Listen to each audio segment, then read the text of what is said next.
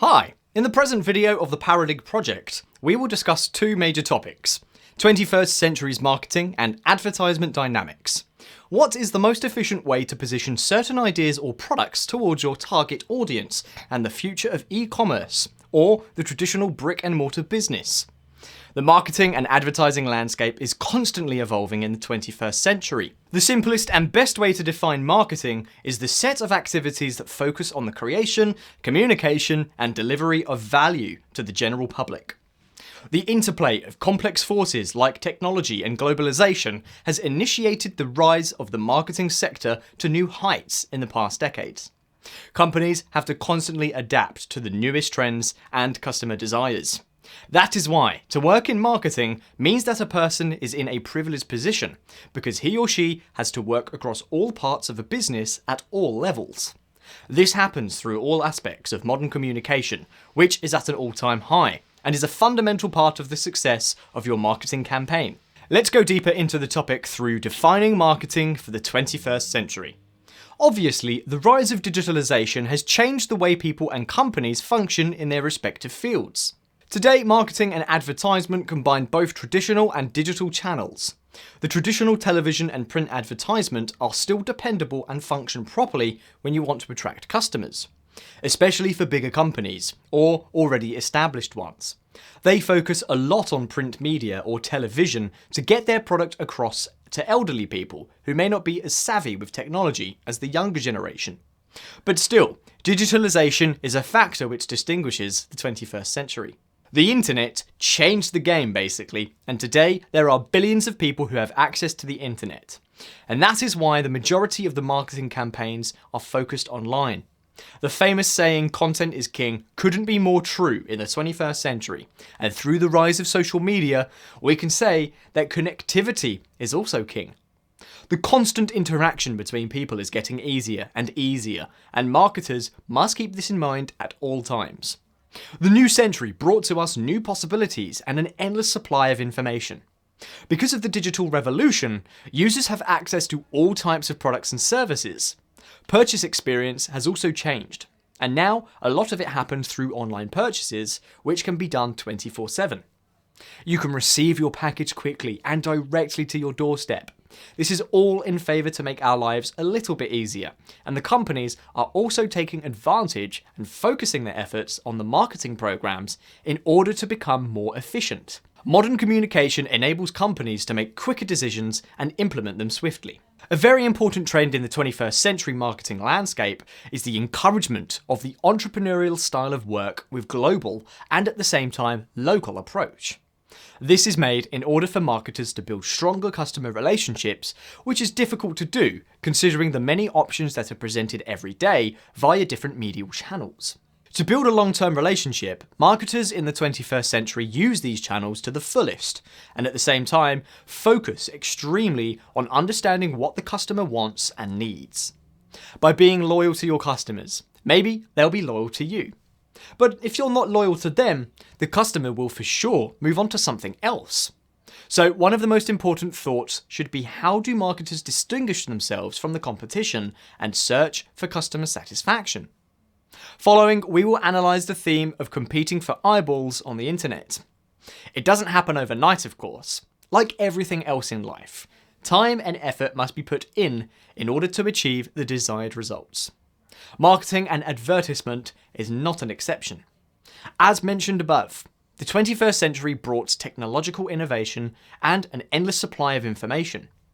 Marketers must take advantage of these opportunities because the consumers are doing it also, and as mentioned before, bringing value and satisfaction to the customer should be the main priority. First, you must identify your target market. If you don't have a clear vision of the people you want to influence, it is very difficult to position your product. The benefits of technology are undisputed, but there are also negative aspects which can be detrimental to a business. Because people are literally bombarded with news, ads, and messages, you must learn how to cut through the noise. And that is why it is important to know your audience, to study them, and to know what they like and what they don't like. This is called consumer buying behaviour. Consumer behaviour captures all the aspects of purchase, utility, and disposal of products and services. It is said that if you fail to understand the consumer buying behaviour, then you fail your marketing efforts as a whole. Important forces which define the consumer buying behaviour are the social, emotional, individual, and cultural forces. These forces are also interconnected and define the behaviour of an individual or a group. Yes, one culture might be open to certain ideas or products, but the social interactions, like family and friends in that culture, also have an effect on the consumer buying behaviour. At the same time, thanks to modernisation and the possibilities of the internet, people become more individualistic and open-minded to other possibilities, cultures, and social groups. That is why the marketing landscape is fluid and is constantly changing. Marketers must keep this in mind at all times. Adapting to the newest trends is a recipe for success. As mentioned before, consumers are bombarded with ads every day. So to differentiate yourself from the competition, understand your target market to the fullest and always be ready to adapt. When you know your consumers, then perfect your logo and brand. What do you want to represent and how to position yourself into the mind of your target customers? Communicate your company's positioning and core values, and when you have a clear brand identity, then take your ideas online or other media like television or print media. If you focus your efforts more online, like most 21st century marketers do, then be sure to have a good website with proper information that answers the questions of your customers. Make sure that your website is up to date. Maintain it and make it easy for the people to find the required information, with the proper links that will lead to your different social media pages. Try to find information about the audience that you wish to target and spread your ideas, whether it is via social media or email. Marketers also need to keep an eye on the competition. They have to know the different competitive forces that drive the environment. The famous Michael Porter's 5-force model aims precisely at understanding why competitors move in a certain way, and if they are a threat to your business. The model consists of 1. Threat of new potential entrants. 2. Threat of substitute products or services. 3. Bargaining power of suppliers. 4. Bargaining power of buyers. And 5. Rivalry among current competitors. The first point, obviously, focuses on new people or companies which may enter the market.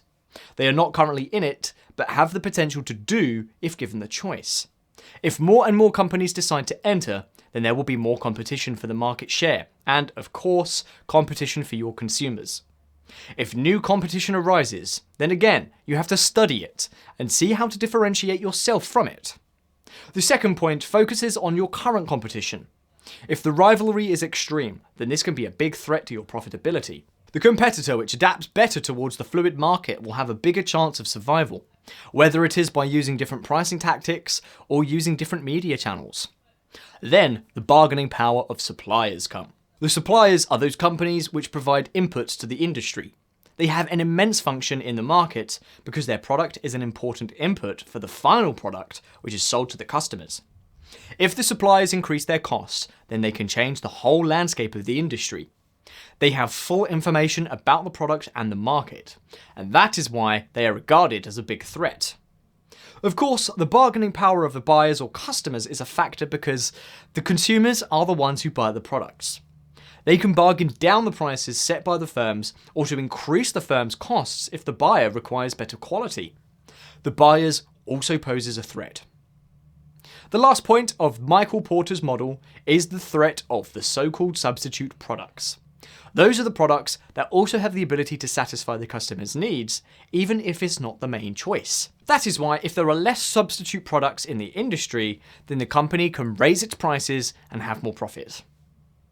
All those factors have to be monitored, especially if the competition possess a direct threat. Companies, and especially marketers, have to pay attention to the competition and see how to differentiate themselves. The influence of social media is unquestioned. Different platforms like Facebook, Instagram, and Twitter are some of the most important visual spaces, and they're not only used for networking. Remember, connectivity is king. But also, one of the huge factors is the online advertising and digitally promoting your products and brands. 21st century marketers can reach their audience within seconds. 59% of the world's population is online. This is a pool of online users, and marketers must learn how to swim properly in it. The benefits of social media: you can grow an audience within a small budget, increase your brand awareness, learn about your competitors, which, as mentioned above, is a must. And as we have learnt by now, learn the buying patterns of our target audience. Facebook, Twitter, LinkedIn, YouTube, and Pinterest are the leading platforms for business. Facebook is usually the first social media website that comes to mind when we start discussing social media. There are 2.7 billion monthly active users, and this platform is a must for any company or brand. Those platforms have to be a priority for every marketer because they are the core of online advertisement in the 21st century. We have analysed some very interesting processes so far, and now we will find some information on brick and mortar versus the internet. A very important question which must be discussed is the competition between brick and mortar versus the e-commerce business. First, let's define this term brick and mortar. The simplest way to define it is that this is a traditional street-side business. This type of business offers products to customers face-to-face, in an office, or a store. So how does this old school, in a way, method cope with the 21st century internet and online business and e-commerce? Well, both ways have shown similar patterns. When it comes to bricks and mortar, for the past 15 years, sales have grown steadily, with the obvious exception of 2008 and 2012, where there was a small decline. Afterwards, the numbers kept increasing. Similar is the situation with e-commerce. Still, e-commerce shows a higher level of growth, and this is understandable considering the increasing digitalization of the world. It is starting to seem that the retail business is starting to believe that it can survive more and more without brick and mortar. Amazon is a famous example, and at the moment they are basically kings of e-commerce. It is easier to adapt to trends when it comes to e-commerce, and is safer to predict that more and more goods will be purchased online. At the same time, online purchasing may be more expensive compared to the brick and mortar one, and a lot of online stores may open physical ones and become something of a hybrid. E-commerce will continue to grow. Over the past 19 years alone, online retail sales have increased in volume by 300%. And at the same time, department stores have dropped by nearly 50% in sales. So the big question is, can bricks and mortar stores survive? Of course, they face huge competition from the online retailers, but there is a way. There are several tactics used to survive and even thrive in this new world. 1. Build stronger customer relationships. The value of human interaction is always a factor. Yes, it might be easier to shop online, but physical presence gives you the opportunity to ask immediate questions, to ask for advice, to compare on the spot. Statistically, 70% of shoppers prefer talking physically with other people when they're out for customer service. This statistic alone shows that no matter how much technology increases and is implemented into our daily lives, we are still social creatures and need physical interactions. So knowing your customer needs and building strong customer relationships can go a long way. And number 2, put your eggs into one basket. Contrary to the opposite saying, actually having too many options and offering too many products can be a distraction and annoying for customers. People are tired from working, they want to find quickly what they need with less trouble as possible. Walmart, for example, offers everything, but all those options can be distracting even for the employees. They won't give you the deeper information for certain products and will take longer to decide. That is why, if you specialise in a certain area, stick with it. Differentiate, of course, keep an eye on the competition and adapt, but stick to your beliefs and provide proper advice and value for the specialised products that you sell. And this is a big pro when it comes to bricks and mortar. Bricks and mortar is in constant competition with the e-commerce, but it can definitely have its bonuses. Proceeding forward to our topic, we will analyse together the role of the delivery man or delivery woman. As we saw from above, the 21st century is heavily influenced by digitalisation and e-commerce.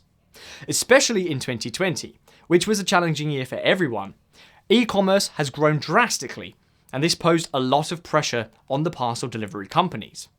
Shoppers make more and more purchases online, so DHL and UPS have been very busy, especially in the year of the pandemic. By 2030, 36% is the estimated growth in delivery vehicles as a result from people's desires for online shopping. That would raise delivery traffic emissions by 32% and congestion by 21%, according to the World Economic Forum. Customer satisfaction still remains the #1 priority in these busy times. Deliveries are tried to be made as quickly as possible. The downside of the increased delivery is the fact that more and more vehicles will run the streets, especially in the major cities. Pollution is already a problem, and we don't want to make it worse. It will be interesting to see how this dynamic goes. Electric cars are probably the answer to our problems. But still, as all other businesses do, marketing and advertising will have to adapt to the changing times. Marketing and advertisement environment, and learn how to maneuver in a highly competitive market, as well as the possibility to distinguish yourself in the market and successfully compete for customers' attention, together with the received information on the future of bricks and mortar businesses versus the blooming of e-commerce.